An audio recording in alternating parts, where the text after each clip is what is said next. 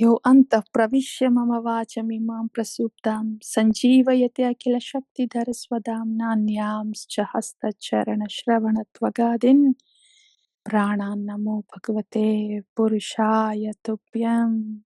A Panchajanya has to come touch and Dhruv Maharaj and get him connected to the divine energy. And then Dhruva says,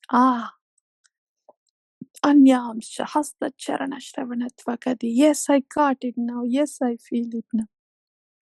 The Panchajanya has to come and touch Dhruva Maharaj. In the same way, our Gaura Prajana Acharyas, they're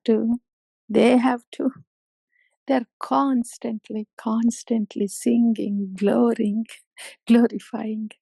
Here is the word of Gaurachandra. This is what Gaurachandra brought.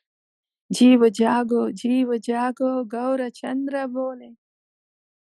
And those are the Panchajanyas of Gaurachandra, the Acharyas. So,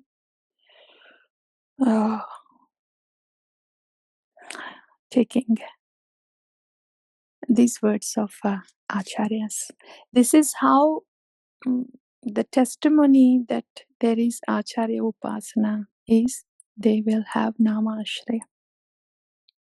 How do we know? We are worshipping the words of the Acharyas, Gaura Priyajanas. Then they take Nama Ashraya. When Srila Bhaktivinoda Thakur is saying Jiva Jago, Gaura Chandra Bole, then we wake up. They wake us up to the reality and they place us at the lotus feet of Nama brought by Gaurachandra. Namna Makari Bahudam Nija Sarva Shakti Statrarpitani Amita Smaranena Kala Ye Tatrishi Tava Kripa Bhagavan Mamapi Durtaiva Mitrishami Janina Nuragaha. So many years, that 100,000 years in Ashtanga Yoga to come to that Paramatma realization.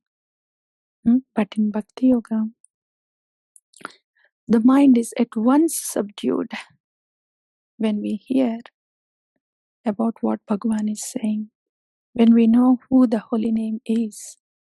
Oh, he is Bhagavan. What is he saying? That he is the controller and everything that is here belongs to him. Oh, so I also belong to him. And then when I belong to him, where would the mind go? Where does it have to go? And nowhere else. When we wake up to this fact and be in complete shelter of the holy name, that is what Srila Prabhupada calls, in 1 minute, everything will fall in place. That 1 minute thing is through this Nama. In 1 minute, when we wake up to this fact that the Bhagavan is in Nama, and just take complete shelter, inside out, outside in, all that time, everywhere, no matter what. Krishna, Krishna, Krishna, Krishna, Krishna, Krishna, Krishna, Krishna, Krishna, Krishna, Krishna, Krishna, Krishna, and Krishna, and Krishna, and Krishna, and Krishna, and Krishna. That is completely taking shelter of the Nama, where it's just Bhagavan everywhere, all the time, inside out, outside in, no matter what. Trinadapi sunichena tarore vasahish amani namanadena kirtaniya sada hari sada. No matter what, glorify Bhagavan. There is only one Priti Vastu. This is the only reality. What is the difficulty? This is the only reality. Bhagavan, loving service to the Lord, glorification of the Lord. That's the only occupation. Nadanam najanam na sundarim kavitam va jagadisha kamayim mama janmani janmani shware bhavatad bhaktiyai tukitvayi. Yes, now waking up. Bhavatat bhakti ahaitu ki tvayi Bhagavan. I see that it's only you and you and you everywhere, all the time. And it's loving service to you, Preeti, seva to you. That is my only occupation. That is the only truth, nothing else. Waking up to the fact, to this beautiful reality. Then, Ayinanda tanuja kinkaram patitam mam vishamein bhavambudam. Kripaya tava pada pankaja stita dhuli sadrasham vichintaya. Whoa, so woke up to the fact. Woke up to not only the Nama, but Rupa of Bhagavan, Nanda Tanuja Krishna. Very kindly place me as a saffron dust particle at your lotus feet, Krishna. Woke up to the reality of Nanda Tanuja Krishna. From the Nama to Nanda Tanuja Krishna, Rupa. Nayanam Galadashrudharaya Vadanam Gatkadaruttaya Giram. Pulakair Nichitair Vapukada Tava Nama Grihane Bhavishyati. What else will happen when somebody woke up to Nanda Tanuja Krishna's Rupa from Nama?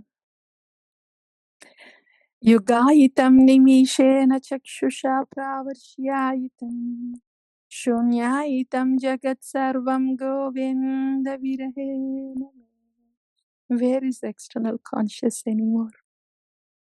Completely with Bhagavan, the Nama, the Rupa, Guna, the Bhagavan in the Nama. Chidananda Amrita Dhama. Aslishya Vapadaratam Pinastumam. Adarshanam Marmahatam Karotuvam. Yada Tadha Vidadatav Lampato. Matprananathastu Sayevana Paraham Prananatha. Shri Harinama, Shri Gopinatha. Hare Krishna, Krishna Krishna, Hare Hare. Hare Rama, Rama Rama, Hare Hare. Whoever hears or recites this Sri Shastakam given by Sriman Chaitanya Mahaprabhu, their love and devotion for Krishna will increase day by day. Tara Madhya Sarvasreshta Nama Samkirtana Niraparadha Nama Lele Paye Premadhana. This is how the love and devotion for Krishna will increase. Niraparada Nama, through this anga of bhakti. Because Kali Kala Nama Rupen Krishna Avatara Nama Haite Jagat Sarva Nama Haite Haya Sarva Jagata Nistara. One who wakes up to this fact and actually hears this, what will their sankalpa be? Atayeva Nama Matra Vaishnavera Dharma Name Prasputita Hoile Rupa Guna Karma. Hare Krishna, Hare Krishna, Krishna Krishna, Hare Hare. Hare Rama, Rama Rama, Hare Hare, Hare Krishna, Hare Hare. Hare Rama, Rama Rama, Hare Hare, Hare Krishna, Hare Krishna, Hare Hare. Hare Rama, Rama Rama, Hare Hare. Prem se ko Shri Krishna Chaitanya Prabhu Nityananda Shri Advaita Gadadhar Srivasadi Gaur Bhaktivinoda ki jai. Shri Harinam Prabhu ki jai. Shri Shastakam ki jai. Acharya